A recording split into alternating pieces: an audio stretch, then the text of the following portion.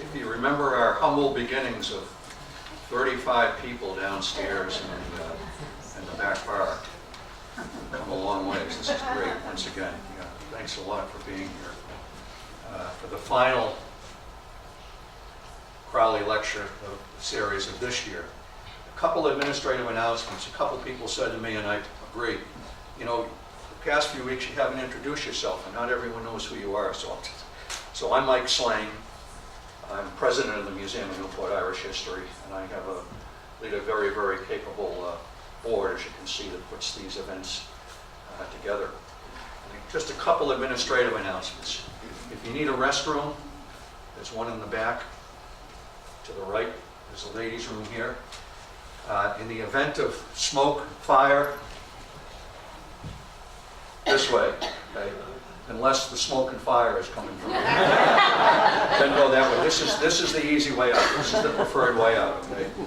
That way is out that back door to the left, and then you have to go through the International Tennis Hall of Fame. So that's kind of important.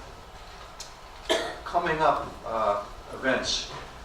The 29th of April will be the crowdsourcing, which Dr. Schlichting and Dr. John Quinn of Salve are running at Salve Regina University from 10 to 2 p.m. In the McKillop Library and a lower room in the computer section. And Kurt will say more about that later. It's been well advertised. You've all received notices in the mail from Ann's Flyers, and he will talk to that a little bit later. On the 30th, our annual meeting, Sunday, the day after the 29th, 4 p.m., AOH Hall.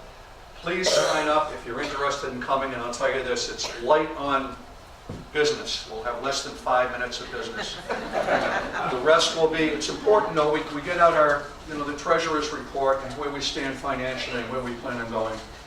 And then we have a simple but very good meal, lamb stew by Julianne, the kitchen helper, and it'll be very good. And then please, I mentioned last time, we have the Irish Mike Healy, who I've asked, and he is going to do a skit, and it's phenomenal if anyone's seen it. He hasn't done it in several years. It's an Irish boy's first confession. So, I mean, it's fabulous. I hold my stomach when I watch it. It's great. So, Mike Healy on the 30th. So if you think you're interested for a little bit of fun between, 4 and 5:30 in the afternoon, please do sign up. Now, it's my pleasure to introduce Dr. Kurt Schlichting. And he, most of you have heard him once, twice, three. This is his 4th time with us. He was the first one that I had the pleasure of introducing back in 2013. He holds the E. Gerald Corrigan Endowed Chair of Humanities and Social Sciences at Fairfield University. He's a professor of sociology and anthropology. He's written several books on Grand Central Station and railroads, of which one of those in 2002 received the Best in Class Award from the Association of American Publishers. He also is the founder and the director of the Fairfield County Research Association, a public-private partnership. And it goes on and on. His publishing, his awards, and lastly, I'll say the most important thing is that he's married to Mary Murphy, who's with us again tonight. Thank you. Dr. Schlichting. I'm ready.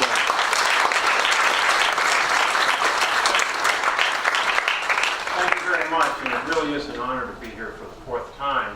And some of you may remember I said, well, I really have this German name, so why am I doing work on the Irish? Well, my middle name is Connell, so that could be German, but actually my mother's maiden name was O'Connell, and at one point apparently they were going to call me Kurt O'Connell Schlichting.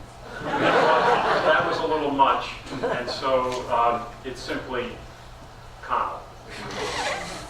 So what I'd like to share with you tonight is some work I've been doing on the Irish coming to New York during the famine years and then establishing themselves on the waterfront. And they were there for a long period of time.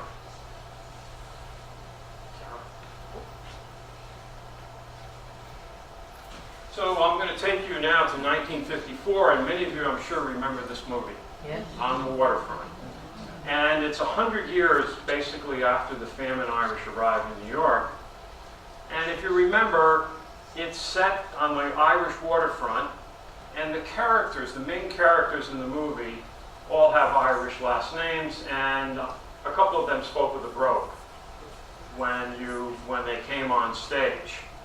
And this movie won Academy Awards, and we're gonna come back to On the Waterfront when I move forward. And what it really focused on was the lives of the longshoremen who worked the docks. And it was a brutal way of life. They unloaded the ships, they had to stand in the shape up. The docks were totally corrupt. The mobsters ruled, the loan sharks ruled. It was really a really tough way to live. And I think the movie does a good job of portraying that. But I want to explain how this evolved. And there's an historical reality involved in this. First of all, you had a union, the International Longshoremen's Association, and the Joseph King was the leader, and he crowned himself president for life. And then on the docks and in the neighborhoods, there were gangsters, and there was a famous cockeyed Dunn who committed a murder in 1946, and he was electrocuted in Sing Sing in 1949. And he was really the first mobster in about 60 or 70 years to be convicted and to be executed for murder. So he was an Irish character. And then I'm going to talk about a reporter by the name of Malcolm Johnson, who writes a very famous set of stories in the New York Sun, which really exposes the corruption on the docks and the exploitation of the Irish longshoremen. And then I'm going to introduce you to a Jesuit priest. I teach at a Jesuit university, Father John Corridan, and he really is the source for the film and the books that he worked the waterfront, and I'll explain how we got there. He, on West 16th Street in New York City, there's Xavier parish, and there's a high school. And at a time, just after World War II, they had a labor institute at Xavier.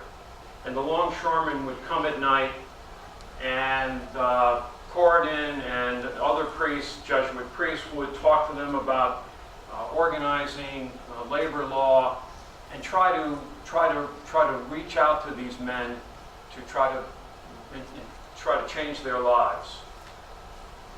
And Corridan was influenced by the labor encyclicals of two popes and the Catholic workers movement with Dorothy Day. And she was inspired by basically the social gospel. And I'll bring that into the story as well.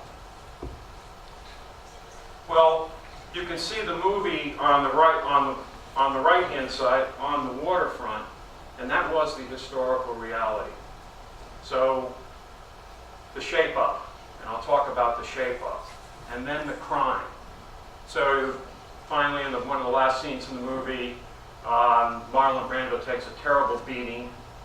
Well, on the right-hand side, that's a police boat pulling a dead body out of the river. And if you cross the mobsters on the docks, they kill you, and your body would be in the river. And they terrorize the lives of the longshoremen. The mobsters did. And this is the famous shape-up. To unload and load the ships, it was day labor. So the Irish longshoremen would they'd get up in the morning, they'd get down to the dock, and they'd wait for the shape-up.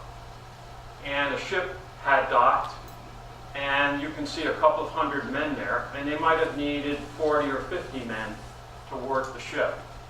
And the pier boss would come out, and he'd say, you, and you get a day's work on the dock. The rest of the men have to wait. They have to wait for the next ship. and they would repair to the nearest bar to be available for the next ship. And this was a really corrupt practice, because what would happen is the men had to pay bribes, and then they'd get hooked up with a loan shark, and they were really exploited and taken advantage of. And this shape-up began when the Dutch settled lower Manhattan Island, and it continued till 1952. And it was really a way of exploiting the Irish who worked the waterfront. Well, of course, this is part of the story of the rise of the city of New York and the port of New York. And you can see that I'm going to step back here so I just look at this. In 1790, the population of the city was 20,000 people. And this is just Manhattan Island. And by 1900, there were 1.8 million people living on Manhattan Island. So it was the most populated place in the United States.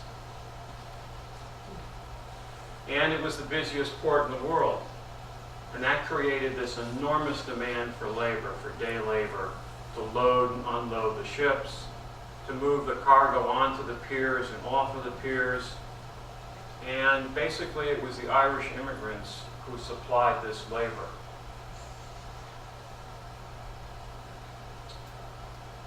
And the 19th century was a century of immigration. And so, for example, by 1860, 25% of the city's population had been born in Ireland. There were more Irish in New York in 1860 than there were in Dublin. And this is a direct consequence of the famine. Now, one of the databases that I've been working with my students is a database that the National Archives put together called the Famine Irish database. And it's a list of all the people who arrived on ships in New York Harbor between 1846 and 1852. And the database has 604,000 records. It's a huge number of people. There was one day in 1848, in the summer, 3,700 people arrived on ships in the port of New York from Ireland. Now, recently my wife Mary and I went over to visit the National University of Ireland in Galway, and they're particularly interested in some ships that left directly from Galway and came to New York. And there are about 8,500 names on those lists, and we're going to do a project with the National University in Galway and Fairfield University. But most of the people came through Liverpool. So because the ships had established these routes going back and forth across the Atlantic between New York and Liverpool, and they ran on a regular schedule. So what many of the Irish did is they first went to Liverpool and got on a ship in Liverpool and then came across to New York. That was a well-established international lines that went back and forth, and that's what the Irish took advantage of to come to New York. Now, the type of work I do is to do historical geography, and that's called HGIS. And then at the University of Minnesota, they have a population center, and they've worked with the Mormon Church. They're partners with the Mormon Church. And what they've done is, by the way, the Mormon Church started Ancestry.com. Its headquarters are in Provo, Utah, and it was started by the Mormon Church. And so the Minnesota Population Center built these giant databases. So for example, I have a database that has 1,214,000 records of all the people who were counted in the 1880 census that lived in New York. And I also have a database with 15,735 records, and that's the population of Newport in 1880. And that's what we're going to do that crowdsourcing project on. And then what you can do, as you can see here, there are these maps that are available at the New York Public Library. They're detailed maps that the census used in 1880. And that allowed me to create and study the Hudson River, Greenwich Village, and the Irish waterfront. I'm going to show you some of that work. Well, here are the immigrant neighborhoods in New York in 1880. You can see on the Hudson River you have Greenwich Village, and then north of that is Chelsea. And then over on the East River, there were two wards, Ward 4 and Ward 7. And these are the neighborhoods that the Irish settled in. And then you'll notice there's two wards, Ward 11 and Ward 17, and that's the East Village, Lower East Side. That's where the Germans settled. And we really forget that when these huge numbers of Irish came to New York, a huge number of Germans came as well. And they are sort of not often part of the story, but they settled in that particular neighborhood.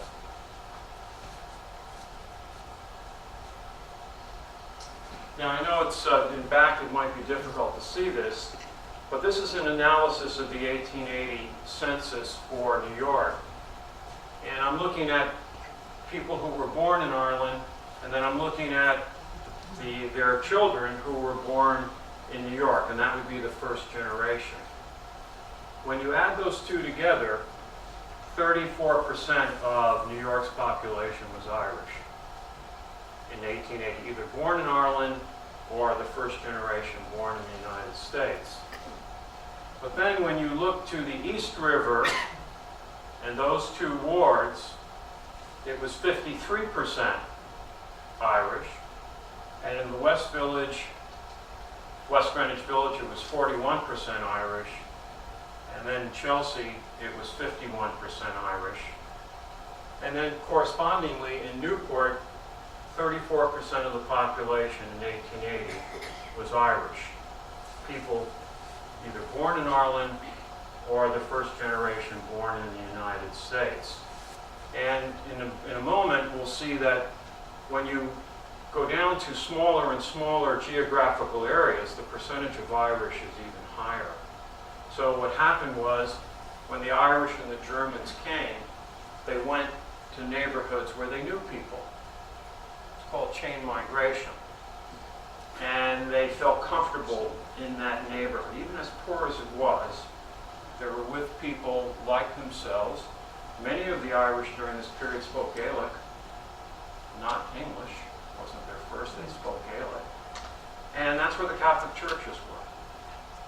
So they settled in those neighborhoods, and in the waterfront neighborhoods, they could work the docks. The men could work the docks. And it created these strong ethnic neighborhoods. And then here's an example of moving to smaller areas. I'm going to show you a ward on the East River, and this particular ward was 58% Irish in 1880. And then inside that was a particular neighborhood that was 81% Irish. So this was really an Irish neighborhood. There were a couple of Germans, and they were women who married an Irishman. So, and then I'm going to show you a building. It's called Gotham Court. And this is a map, a historic map of that Fourth Ward. It's kind of hard to see from the back, but you can, they were just starting to build the Brooklyn Bridge. And then number 3 is where Al Smith was born. He was born right on the East River, and he was born in 1873, and Al Smith is the first Catholic to run for president in 1928. And so he was really born, he in his autobiography said, "I was born in the shadows of the Brooklyn Bridge," and he literally was. And then number 2 there is this particular building called Gotham Court. In 1840, 1842, Charles Dickens comes to the United States, and he travels around New York City, and he wrote about it. And he wrote about Gotham Court. Now, this is before the famine. And Dickens said this was a place of poverty, wretchedness, and vice are rife enough. He said it's the worst slum in New York City. Now, it's hard to see. I've got a schematic of it. It was 5 stories high. The privies were all in the cellar, and so was the water. There was no running water in this building, and you had a chamber pot, or you went down to the privy. And there were 500 people living in this building. And this was a wretched place, but this is what the Irish had to do. They had to survive. And there's a report that was done, and it published in 1869, and they looked at the number of births in the previous 2 years, and there were 138 of them. 12 of the children were stillborn, and only 77 survived to the age of 2. So that was a infant mortality of over 44%. Now, when we think of a single child that doesn't live, we grieve that, don't we? Well, these people lived their lives and their children died because this was a wretched place to live. And the men would just walk down in the morning from Gotham Court to the docks because that's where they worked. And then this takes you over to the other side of Manhattan. This is the Hudson River, and this is a neighborhood. This is West Greenwich Village, and it's hard to see, but Christopher Street is there. And there's a St. Veronica's Roman Catholic Church. That church is still there today. So it was there in 1880, and it's still there today. Today it serves an Hispanic population, but it's a church that's been an historic part of the West Village. And there was an Empire Brewery and warehouses, and there were the waterfront bars, because that's where the longshoremen went when they didn't get picked in the shape-up.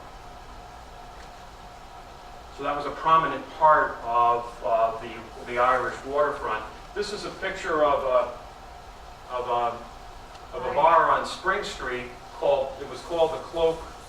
Thomas Cloak was an Irish immigrant, and he opened this bar in 1890. It's still there. It's a historic landmark.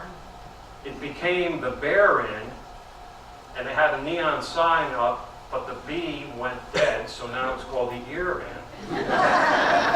But it's a place, and you can go there, and they have historic pictures up on the wall and a rambling kind of a floor, so it's one of the oldest surviving waterfront bars in the city.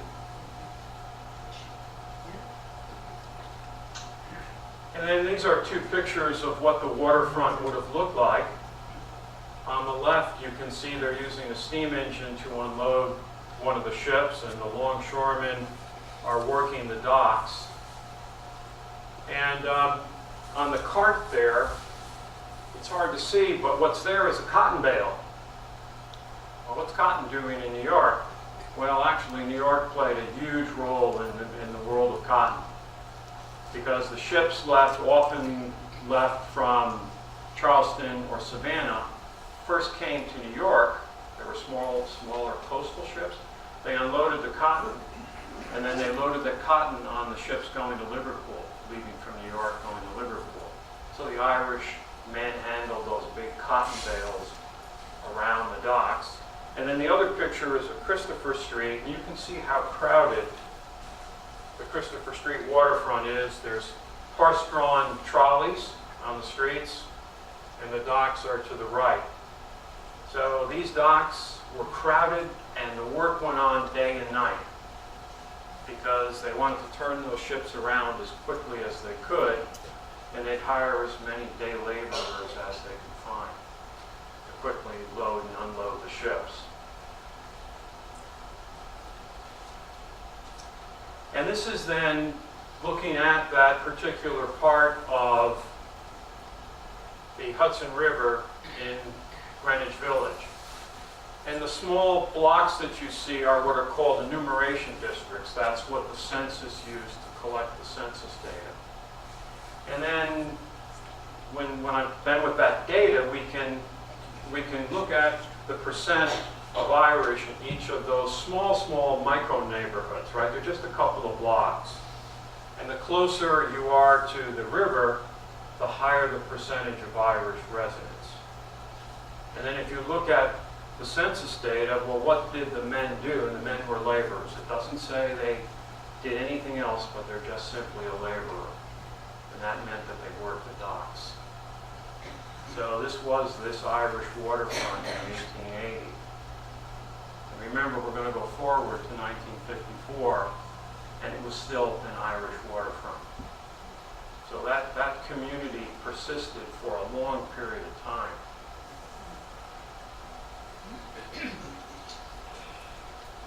And then people, this analysis here takes that particular part of the waterfront and looks at it between 1880 and 1920. So now 1920, we're many years after the famine, and there's a couple of references there. The people that wrote about this neighborhood commented on the persistence of the Irish who lived in this neighborhood.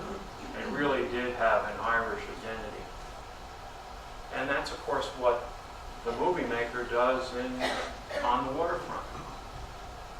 That's the picture that's presented in 1954. And I've got two addresses here. One is 32 Bethune Street, and one is 555 Hudson Street.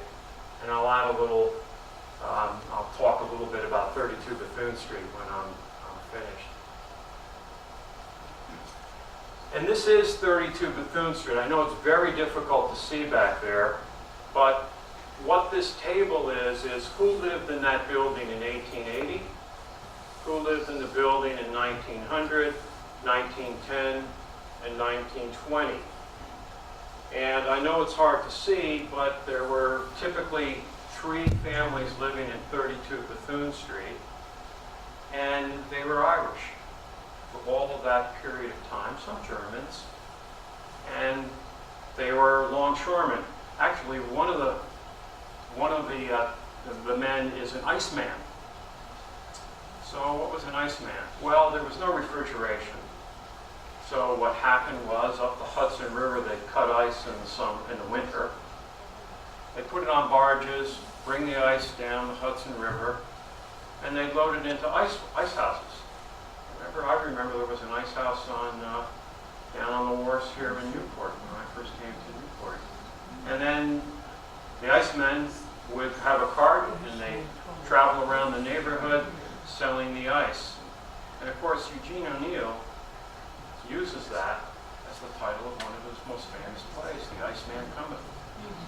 So that was a part of this waterfront as well. Well, what happens is the world on the waterfront continues right up until the post-World War II period of time. But then there's a real crisis on the waterfront. People realize this has got to change. This way of life can't go on. The men cannot continue to be exploited and terrorized by the mobsters. And then the shipping company said, we're being shaken down. First of all, they're stealing and theft on the piers, and we can't continue to do this, and it's going to threaten the prominence, the dominance of the port of New York and the lives of the longshoremen. And there was a code of silence on the waterfront, and you broke that code of silence at your own risk. And the union was completely corrupt. There was no the union. Joe King once was asked why he hired this murderer to be a union boss, and he said, well, everyone deserves a second chance. Right? Because the murderer was a gangster, and he would controlled the dock, one of the docks, and he'd keep the Irish longshoremen in their place. And that was the world of the Irish waterfront. And I would argue that the institutions failed the men who worked the docks. The New York City, the Tammany political machine was corrupt. The ILA, it was a mockery of labor, a labor union. And then you had the Catholic Church, and the Catholic Church played an ambivalent role in this reform period. And I'll explain that further. And there was really an argument by Corridan and others about what's the role of the church. Is the role of the church simply to save our spiritual lives, or should the church support the social gospel and argue for reform? And that was a bitter conflict inside the church. Well, Father Corridan was born in 1911, and he dies in 1984. When he was coming of age, he was influenced by the Catholic workers movement with Dorothy Day, as I mentioned earlier. And he and other young Jesuits said, you know, I want my ministry to be on the docks. And so he didn't go teach at a university, he went to Xavier and worked in that labor institute. And he learned the docks, he walked the docks, he talked to the longshoremen. He wanted to understand their lives. And then when reform is coming along, Malcolm Johnson, the famous reporter, used Corridan as his source. And he writes this series of articles in the New York Sun called On the Waterfront, for which he wins the Pulitzer Prize. And then the idea comes to make a movie. And Elie Kazan is chosen as director, and Bud Schulberg gets the contract to write the screenplay. And Corridan becomes Schulberg's entree to the docks. So Corridan led Schulberg and introduced him to this world, went to the bars, watched the shape up, pointed out the gangsters, pointed out the loan sharks. So Corridan is the central figure in both Malcolm Johnson's expose, which really leads to this reform, and he's also the source for the movie On the Waterfront. And here's a picture. He's testifying before a New York Senate investigation about the waterfront. And what would the government do? What kind of reform was possible? So Corridan is the central figure in this particular part of the story. And as I mentioned, there was a bitter conflict within the church. Many of the very wealthy, a couple of the wealthy ship owners or the shipping companies, they really were supporters, stalwart supporters of the Archdiocese of New York. And the Archdiocese was supported by Joe King and William McCormick, who was Mr. Big on the waterfront. He owned shipping companies, stevedoring companies, a very, very wealthy man. And he was a staunch supporter of the Archdiocese. And then at Guardian Angel Church, which is in Chelsea, the Monsignor was John O'Donnell, and he criticized Corridan. He goes after Corridan. He says, you have no right, you shouldn't be doing that. We're here to save souls. That was the... And then his argument was, and the church's argument was, that our role is to focus on the spiritual lives of the Irish on the waterfront. On the other side, you had Corridan and other Jesuits, and I mentioned they formed this labor institute at the high school there, and then there was a Father Conboy who was the pastor of St. Veronica's Church on Christopher Street. And a couple of times he said, use the church hall for the meetings that Corridan had organized to try to reform the ILA. So there was a split here.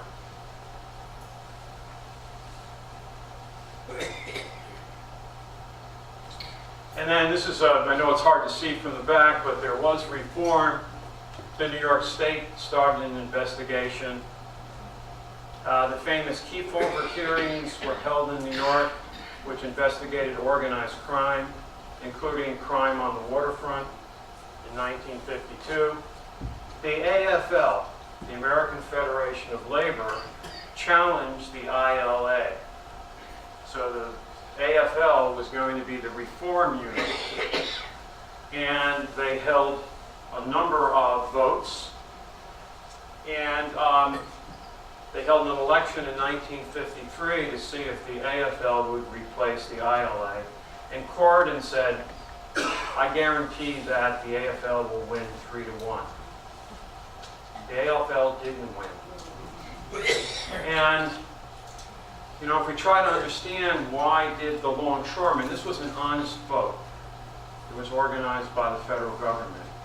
And even Corridan and others said this was an honest vote. Men had voted the secret ballot, but they didn't, my argument, they didn't vote in their self-interest.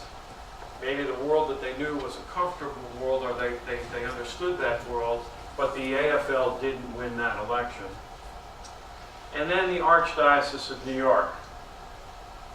They went to the Jesuits. Corridan lived up in, his superior was up at Fordham University, and the Archdiocese said, you've got to do something with Corridan. It's really disrupting the world that we know. And the Jesuits did. They sent him to Syracuse University. And that ended his ministry on the waterfront. Now, reform did follow, but his life was devastating. And the former president of my university, Father Jeffrey Barnarks, when he was a very young Jesuit, met Corridan because he was living in the Fordham Jesuit residence.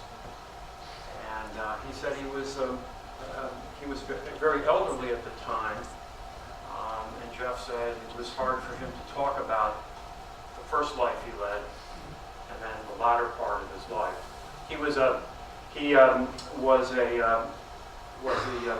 pastor, or not a pastor, a minister at a Catholic church, a Catholic hospital in Brooklyn.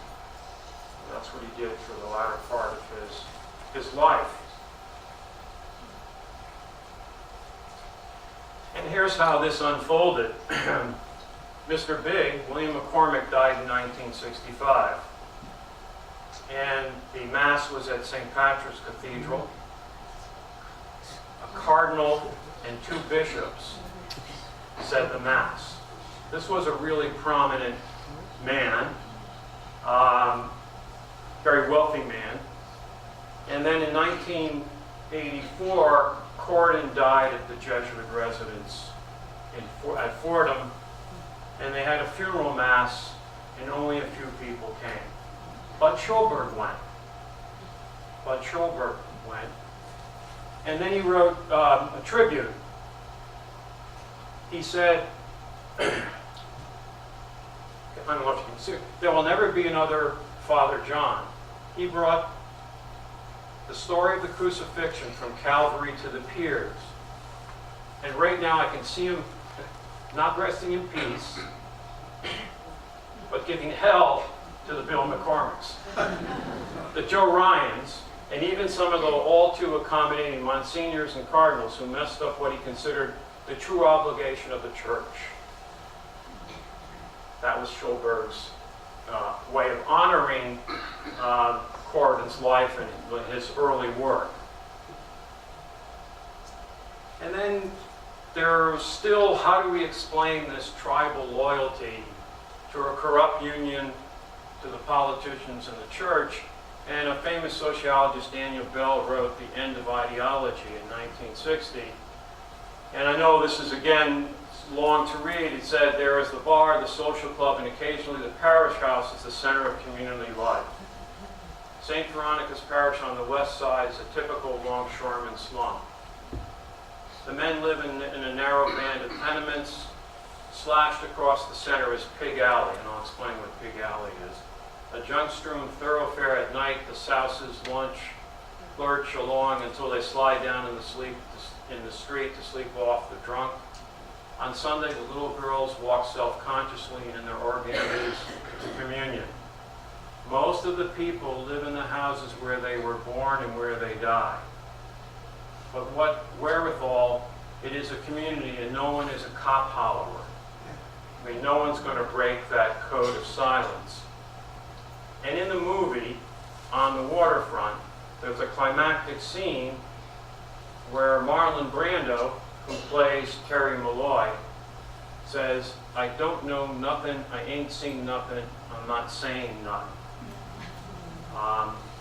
So that's we're getting to the end of the movie. So there was these neighborhoods were close-knit neighborhoods.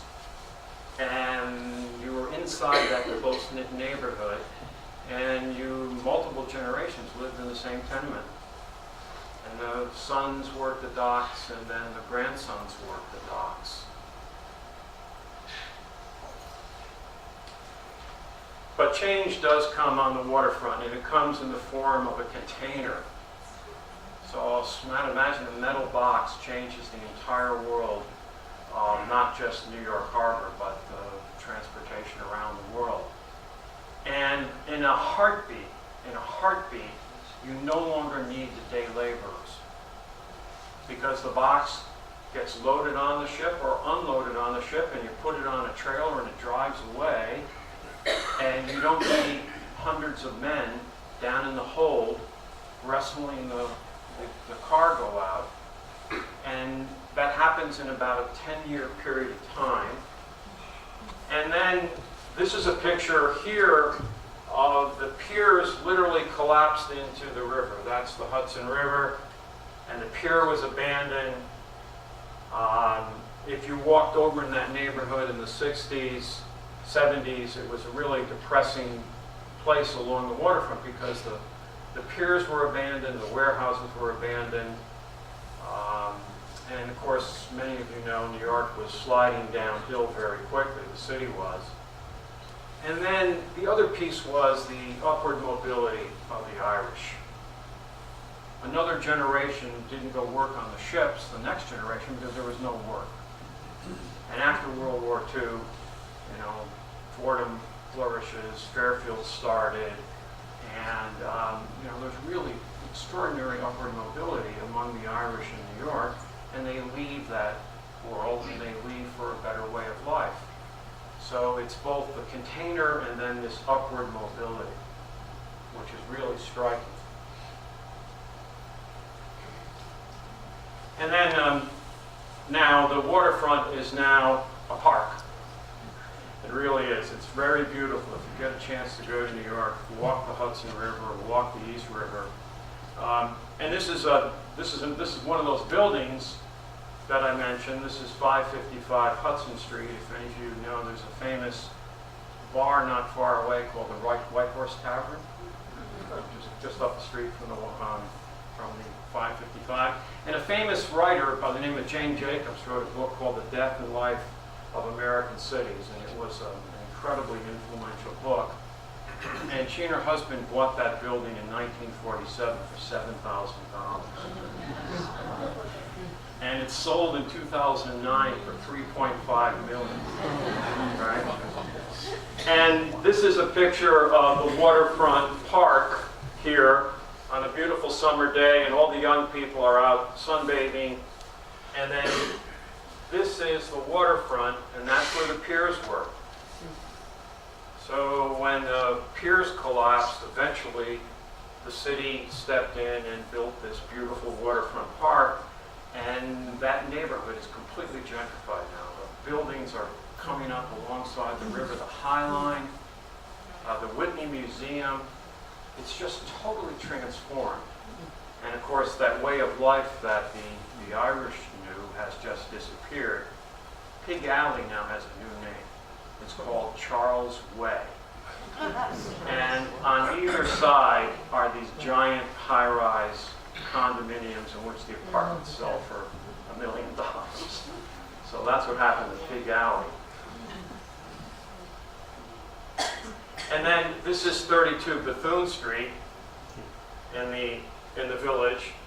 And I went on, first of all, it's no longer a three apartments or four, it's a single family home. But that building was there in 1880. And this is part of the gentrification of New York. And I went on Zillow, and Zillow gives it, they call it a zestimate. It would sell for $2.4 million. And both Mary and I think that's way underpriced. If you know anything about the prices in New York these days. But this is an incredibly upscale street now in New York. It's just a couple of blocks down from the Whitney. And these are all now these tenements, which were once tenements where the Irish lived, are all now these one-family homes. Well, I'm going to stop here, but I did want to put a plug in for our crowdsourcing event on the 29th at Salve. So the idea is that you all will come, and we'll have students there with spreadsheets that have the list of the people who lived in Newport in 1880. And if you have someone in your family who you think was there in 1880, we'd really love to see you come. We'll gather some information. The students will search the database to find a relative, hopefully. And then, we'll want to learn about that person or those people who came. And I think it's a way of building individual histories of the Irish coming to Newport. So that's what we're going to do on the 29th at Salve. A couple of people think they're coming. Okay, that's good. And you can write Ann Arnold at newportirishhistory@gmail.com or call 401-841-5493.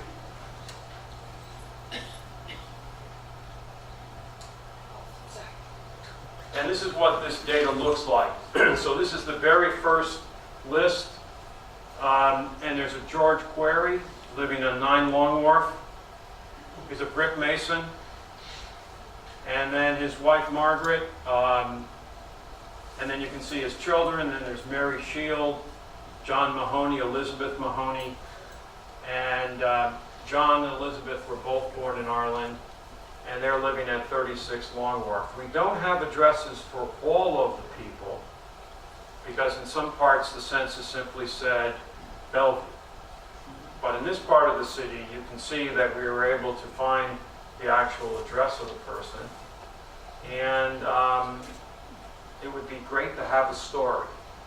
So here's George Query living on the Long Wharf in 1880. Well, what's his story of coming to America? Did he come through New York or Boston? Or maybe he went to Canada and came down. And then are his descendants here? We know Peter Quarry, so I don't know if that's Peter's great-great-grandfather or not. But this would be worth doing. And then just one other thing I want to show you is when we were over at the University of Ireland, Galway, they're very interested in the Famine Irish. And this is a resource. This is actually the ship's manifest, which it's a paper document, which was read and then put into a database. And this ship, the Clarence, arrived in New York on May 19th, 1846, and there were 100 people aboard the ship. And here are the names, Mary and John Flanagan. And what the people of Galway are going to do is to try to figure out where those people came from in Ireland, who went to Galway, got on a ship and came to New York. And then I'd like to have my students work to try to figure out, well, all right, where did they end up?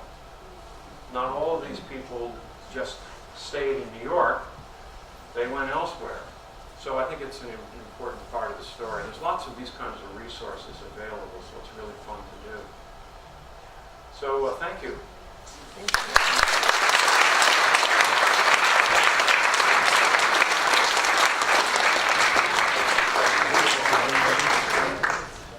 Kurt, thank you so much. You always provide fidelity and focus to the macro story. It's great having you back again. Thank you very much. And I will walk around with the microphone for those of you that may have questions. Ken? This is more of a comment than a question. When I was at the New York School of Film, Bud Schulberg, who wrote On the Waterfront, came in as a guest lecturer. And the reason he was there was one of the 5 screenplays we studied. And I'll never forget, I thought he wrote the screenplay, brilliant screenplay, and the next year it was made into a movie. That wasn't it at all. It took them 10 years. That's He right. took, and even with a strong director like Corridan, he could not get any money. Samuel Goldwyn, and I'll never forget this, said to them, why the hell would anybody be interested in seeing a movie about a bunch of Irishmen in unions? You know, at the time, of course, Joe McCarthy was raising hell. But I think it's interesting. On the waterfront, next to Clark Gable's famous, frankly, my dear, I don't give a damn. The second quote, second most frequently used quote is, I could have been a contender.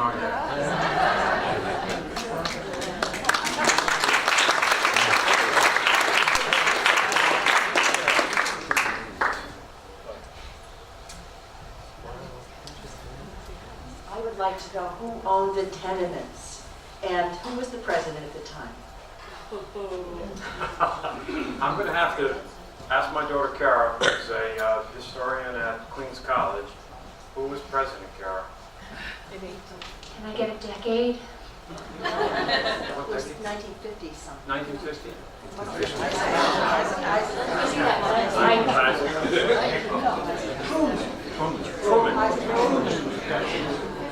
The tenements. You make money if you own tenements. And actually there's a, some of you may know, there's an immigrant savings bank. It was started in New York to help the immigrants. And they financed some of the tenements. And those records are available at the actually online at the New York Public Library. So it's a complicated story, but people made a lot of money if you own the tenements.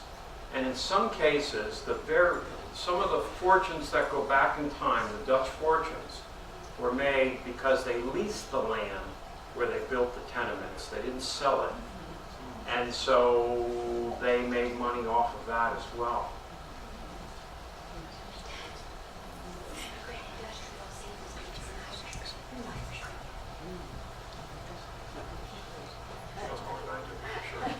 Yes. What happened to Gotham City, and does it still exist in some form? Gotham Court, no, it was pulled down, I think. Gramercy Park, right? No, it was pulled down, but that took a battle that lasted 30 or 40 years.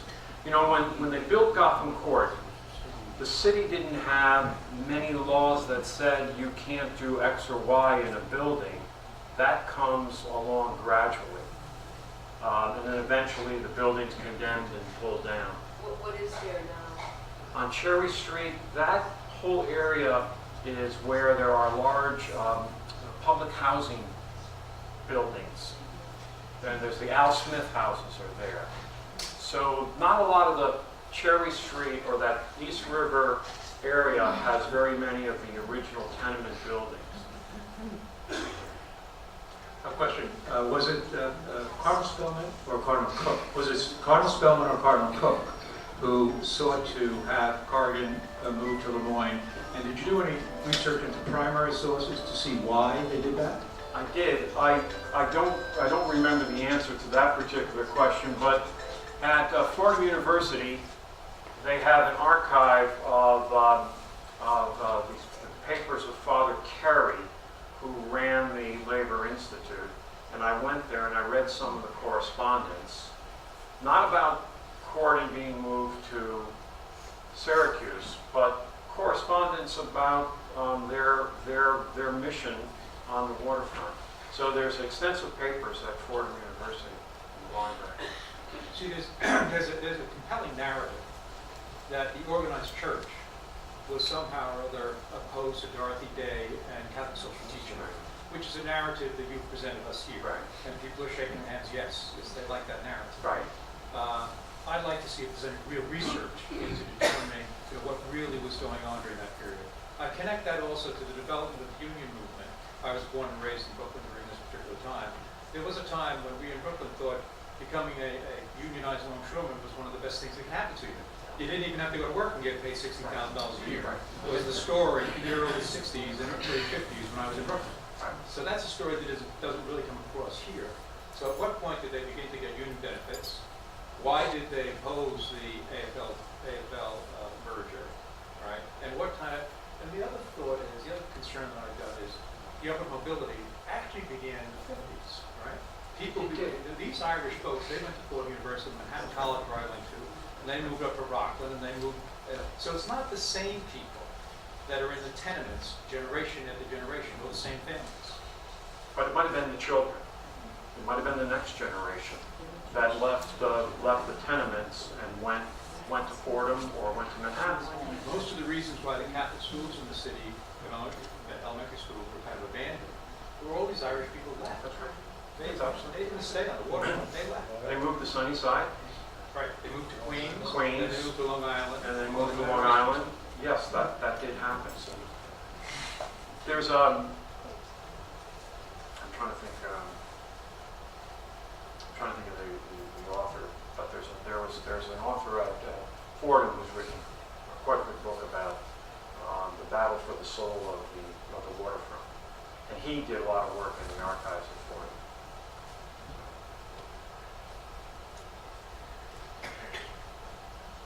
You speak about mobsters on the docks. Were they Irish mobsters or Italian mafia? They were both. They were both. They were there's a book called Paddywhack, and it's a book about the Irish and crime, and some of that is in fact on the docks. And so yes, there were Irish mobsters, and then there were Italian mobsters. The Italians come later to New York. So for example, in the 1880 census, in that 1,200,000 people, there's only 7,000 or 8,000 people who were born in Italy.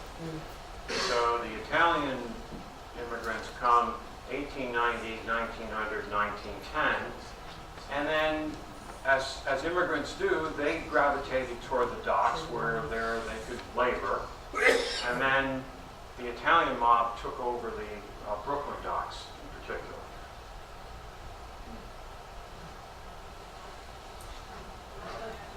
Going back to the earlier decades, you mentioned like in the 18s, during the famine times, that was like the 1840s and 50s, right? Yes. And a lot of Irish were coming over and they were working on the docks at that point, right? Yes. Now, so now the Civil War basically killed a lot of the cotton trade, right? Kind of shut down the docks. It did for a period of time, but then it rebounded very quickly. Okay. So a lot of the Irish, were a lot of the Irish that were working on the docks, did they join the Union brigades and things like that? They did. Fighting the Civil War? They did. There was a very tumultuous time during the Civil War in New York. And in fact, what occurs is what are called the draft riots. And that was just a terrible time in New York City when they had to institute a draft because not enough men were volunteering to be in the Union Army. They established the draft, and then they actually announced the draft in New York City. But of course, if you had $200, you could buy your way out of the draft, right? Well, if you work for $1 a day and maybe you work 3-4 days a week, there's no way you could afford to pay for a substitute. And actually, Tammany Hall, right? We all hear of Tammany Hall as this evil empire. they had the city borrow millions and millions of dollars to buy exemptions for the Irish and other working class men in the city, and they in effect found someone to take someone's place. But the draft riots, Kara, were just after Gettysburg. Yeah, July 7th through 11th. My expert here. July 7th through 11th, and they were the worst riots in New York City history, and it was just brutal, and it really wasn't, it was awful. It was awful. And the Irish saw the African Americans as a threat to their jobs. And that often happens, doesn't it? The people who are most struggling go after one another. And that story repeats itself in American history, doesn't it? So it does. You don't mention the movie The Gangs of New York. Is that historically correct? And Tom, parts of it are. How many of you have seen Gangs of New York? Okay, great. So I believe that's 2000. Well, there is a very good, if you want to read about the 5 points, there's a book called The 5 Points by Tyler Anbinder. Tyler Anbinder in The 5 Points. That gets published. He's a great historian, Tyler Anbinder. It's a good book. It's well researched. And then there's an author, Kevin Baker. He writes historical novels about New York, and he wrote Paradise Alley. Now, where the fight takes place, Tom, that was in fact the place in the 5 points. And if the movie opens, Liam Neeson is down in the cellar. You know, they get communion, and then they're going to march up and fight Daniel Day-Lewis. Well, that building, the old brewery, was in fact a building. That was there. It's on the map. You can see it. So these three ways of thinking about that period of time. You have Ann Binder, the historian. You have Kevin Baker, the novelist. And then you have Scorsese. Well, Scorsese, so quickly, right? Kevin Baker writes a prequel in the middle, about a third of the way through the book. And the central character is Johnny Dolan. And he's going to live. He's going to survive. He's in the west of Ireland, and people are dying on the roadside. And there's no food. There's no food. So what do you think Kevin Baker says Johnny Dolan does to survive? He cannibalizes the dead. Now, there is some history that some of that might have happened. We had Kevin Baker at school, and he was talking, and then I followed him over to the campus center, and he's having coffee with the students. And finally, I got a word in. I said, God, Kevin, that scenes you did about Johnny Dolan in the west of Ireland, they were horrific. And I said, how many times did you go to Ireland to do your research? And he looked at me and said, I've never been to Ireland. But you know, he's a novelist. He's not a historian. Kevin Baker, Tyler Anbinder has spent countless times over in Ireland doing primary research. But we don't ask the novelist to show us the data. Tom, we don't ask Scorsese. And by the way, the movie ends with the draft riots. So he tells a compelling story. And that story was real, that the conflict between the Irish and the native New Yorkers, that was real. It was a contest for who was going to control, for example, the city, and that's Tammany Hall. And Tammany Hall takes over because the Irish are there, they get organized politically, and they vote. And, the jury's out at Tammany Hall. People write all sorts of stuff about Tammany. Gangs of New York is the movie. It's on, you can see it on Netflix. I like it. I do.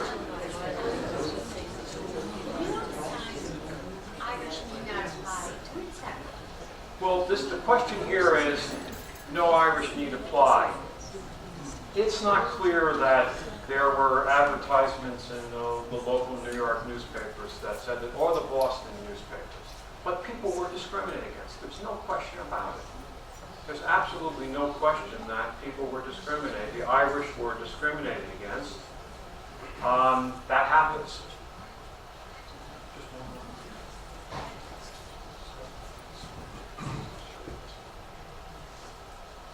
The 1880 census has a large number of Irish in Newport. Yes. Do you know what was the draw of Newport? Do you have any idea? Well, there was a seaport, the Navy was here, Port Adams was here. When a community gets established, other people come. There were three mills down on the wharfs, and the Irish worked in those mills. And so the community's established, and that draws other people to come. So that's how the Irish are here.